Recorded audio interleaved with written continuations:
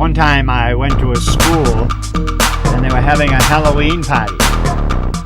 And they were singing Halloween songs. And all of their Halloween songs were to the tune of Christmas songs. And I had never heard a Halloween song before.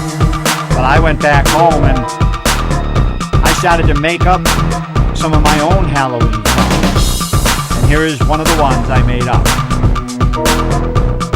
Oscar the white-headed pumpkin had a very shiny nose and mouth and eyes, and if you ever saw him, you would even say he glows.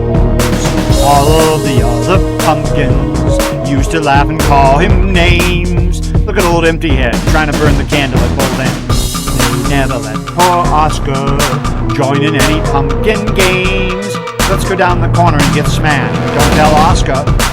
Then one foggy All Hallows Eve, the great pumpkin came to say, Oscar, with your nose so bright, and your mouth and your eyes, won't you watch my pumpkin patch tonight?